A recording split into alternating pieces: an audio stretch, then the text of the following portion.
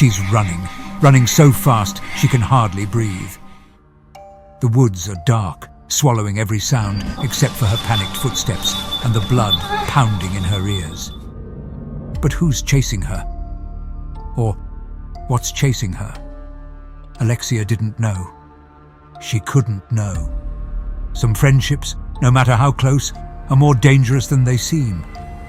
Marie tried to hold it together, to act normal. But deep down, she knew things were already spiraling out of control.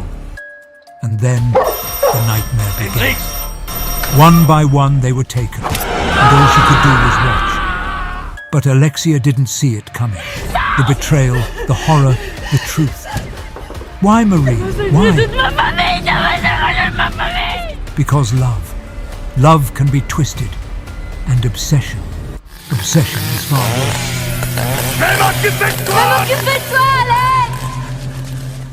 Welcome back, fearless viewers of Silent Hour. Today's bizarre and twisted tale comes from our very own Silent Hour guardian, Diddy Crefield. Let's dive straight in. But first... And don't forget to check out our exclusive boomstick hoodie, featuring a loyalty badge of Silent Hour proudly displayed on your arm. Show the world who you are, not just by watching, but by wearing your passion, your loyalty, and your love.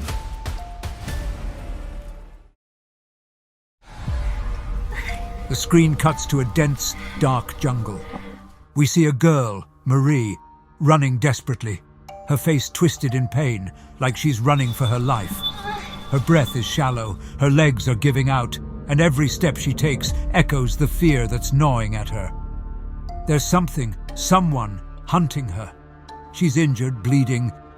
It's clear she's been running for a long time. A truck appears. She throws herself in front of it, begging for help. But then, it all goes black. Marie wakes up, gasping, her heart racing. She's not in the jungle. She's safe. She's in the car with her best friend Alexia. Just a dream. Or was it? Alexia turns to her with a concerned look. You, okay? Marie nods, still shaken, and whispers, I dreamt I was running from someone. I was hurt. I couldn't escape. Alexia, always the optimist, gives her a reassuring smile. It's just a dream. Let's get to my place. You'll feel better once we're there. As they drive, the weight of Marie's nightmare lingers, but she shakes it off, trying to focus on the road ahead. They're heading to Alexia's parents' house, a weekend getaway that's meant to be relaxing. But something feels off. In the distance, a man in the truck drops something. No, it's someone.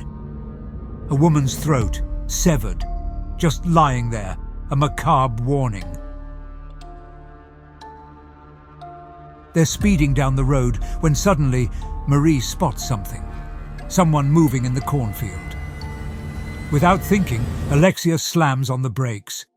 Marie's heart skips. What are you doing? Alexia, grinning, says, It's probably nothing, but let's check it out. Marie hesitates but follows.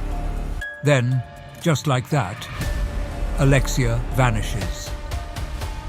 Marie calls out, searching frantically, but she's alone. Confused, she stumbles back to the car. It's running, Alexia's inside, laughing. Gotcha! Finally reaching Alexia's family home.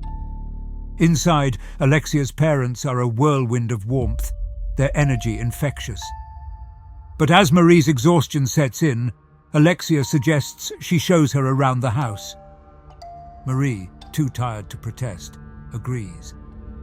Eventually, Marie can't keep her eyes open. She crashes in a guest room, but sleep doesn't come.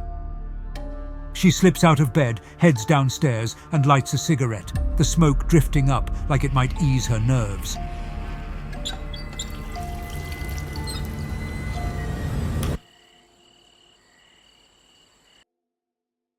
But then, ding-dong, the doorbell. Her heart slams into her chest. Alexia's dad answers the door, and there's a moment, a shift, an air of dread. The killer. Before Alexia's father can react, the man strikes. A sharp, cruel slice of a razor. Marie stands frozen in fear, her mind screaming but unable to move. The killer slips inside, unfazed. The dog's the first to go. Just a casual swipe of the knife, and it's over. Alexia's father is next, his head twisted grotesquely before it's severed with an eerie calmness. Suddenly, Marie feels a cold, suffocating panic. Alexia's mother stirs from her sleep. She rushes down the stairs, only to find her husband's lifeless body in a pool of blood. The killer stands there, a grotesque shadow. He moves toward her. She screams. But Marie doesn't just panic. She thinks, she acts. With shaking hands, she arranges the guest room so it looks untouched, hiding herself under the bed. If it hurts to open up a jar, tie your shoelaces, get in and out of bed in your car, play a round of golf. If you feel like your knees are going to buckle beneath you, if they constantly crack and pop, if you wake up stiff and sore every morning, this one sinister protein is what's causing nagging, crippling pain in your knees, hands, shoulder, and elsewhere in your body. The solution isn't painkillers. Hi, my name is Dr. Brian Paris. I'm a doctor of chiropractic and pain relief specialist, as well as a member of the Medical Advisory Board for the Healthy Back Institute. A 2018 research study published in the Journal of American Medical Association confirms it's better than morphine or OxyContin for chronic pain, yet safer than aspirin. We call it Heal and Soothe. And today, I'd like to send you a free bottle. People like Dr. Mike Jones, who said, as a scientist, I was somewhat skeptical, but 5 days later, the pain was gone and it hasn't come back. Or Dan Monahan, who realized that after just 2 days, the pain and inflammation in his leg were almost gone. Or mother of 4, Kay Whitlock, who stopped using her prescription pain meds because she's getting lasting pain relief from Heal and Soothe.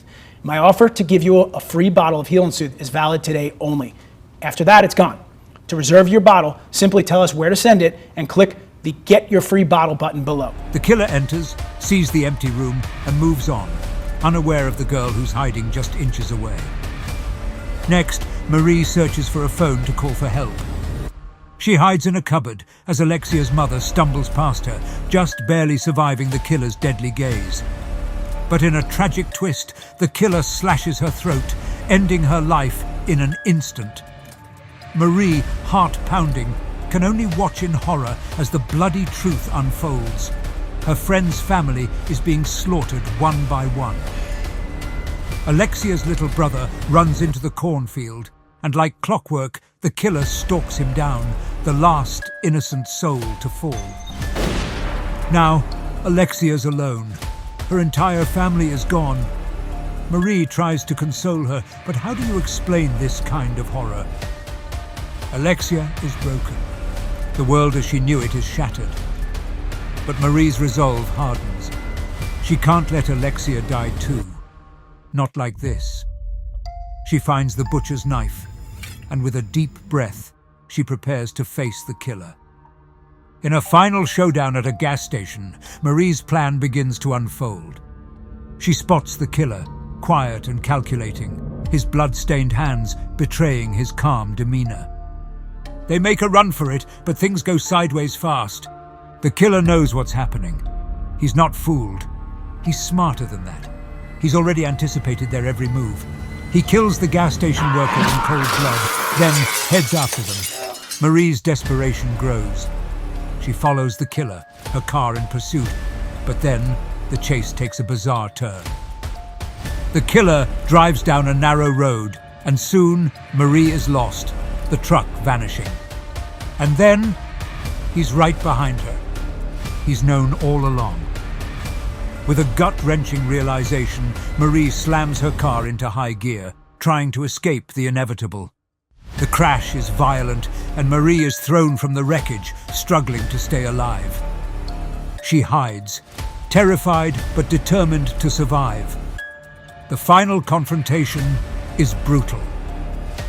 Marie faces the killer head-on. She fights like a woman possessed, using everything she has to survive. She picks up a rock. Bam! It hits him hard. She attacks again and again until he falls silent, blood pooling around him.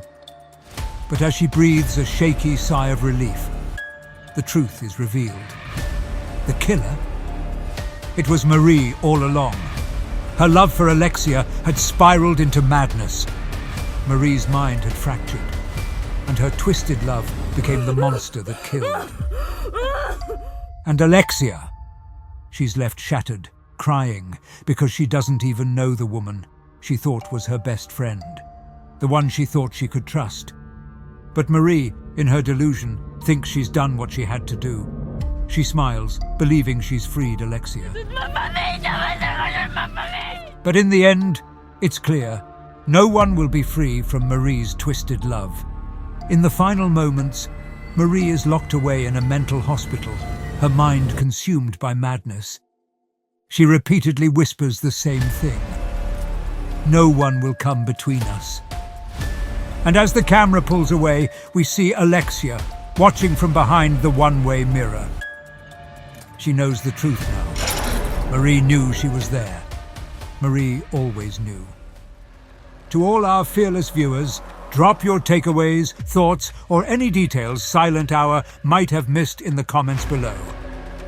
The comment with the most likes will earn the title of the fearless soul of this episode from our icebreaker community, Silent Hour. And don't forget to follow us on our other platforms. We're on Rumble, where we upload our videos when YouTube flags them, giving you access to more disturbing content. Check us out on Instagram for exclusive trailers before they hit YouTube.